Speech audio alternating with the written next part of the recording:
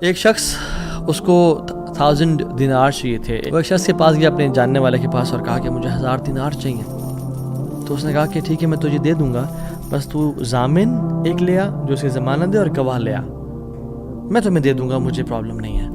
وہ شخص مسکین تھا، کوئی اس کے جاننے والا نہیں تھا، لیکن اللہ والا تھا. وہ اس نے کہا دیکھ میری بات سن، میرا ضامن بھی اللہ ہے اور میرا گواہ بھی اللہ ہے، میں اللہ کو گواہ بنا کے کہہ رہا ہوں کہ میں تمہیں واپس کروں گا. اس کو اس بندے کی تقوی پہ یقین آیا اور اس نے کہا کہ چلو میں دے دیتا ہوں، یہ اللہ کو گواہ بنا رہا ہے، اتنا بڑا جھوٹا تو نہیں ہوگا. اس نے دے دیا، اس نے کہا میں تجھے اللہ کے اس نام پہ تجھ پہ میں ٹرسٹ کرتا ہوں. یہ شخص پیسے لے کے اس نے کاروبار کرنا تھا، یہ چلا گیا. یہ جب کشتی پہ بیٹھا سوار ہوا، دوسری طرف اترا، اپنا کام شام کیا، واپس آیا. جو دن اور جو مقرر وقت آیا ہوا تھا، جب وہ کشتی پہ آیا واپس، ایک سمندر کے پار یہ شخص تھا، تو جو لاسٹ کشتی تھی وہ نکل گئی. یہ سر پکڑ کے بیٹھ گیا کہ میں نے تو آج وعدہ کیا تھا اور اللہ کو ضمانت دار بنایا تھا اور گواہ بنایا تھا.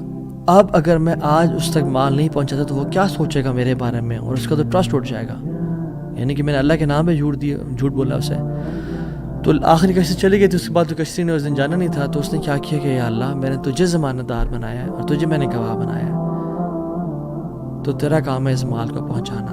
اس نے ایک ووڈ لاگ لیا، اس میں سوراخ کیا، اس میں اس 1000 دینار، سبحان اللہ، 1 دینار از اے گولڈ کوائن. اور آپ ایک گولڈ کوائن کی آج آپ ورتھ لگا لیں، ان لیکس، ان ملینز.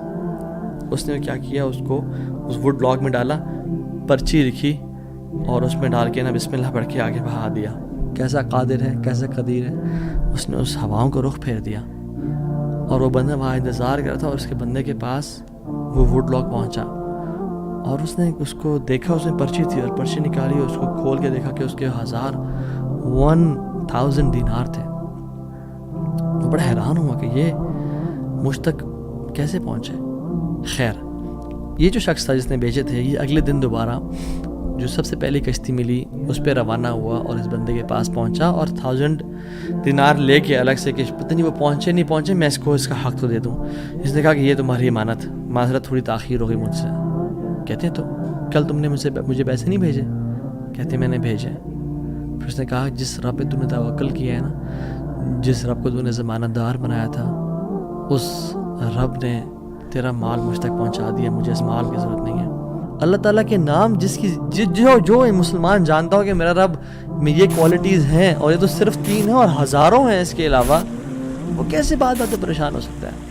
وہ کیسے انزائٹیز اور پریشانی سے گزر سکتا ہے؟ اس کو پتہ ہے کہ میرا رب ہر چیز پر قادر ہے. قل هو القادر على ان يبعث عليكم عذابا من فوقكم، وہ قادر ہے کہ اس بات پہ کہ تم پہ عذاب لے آئے.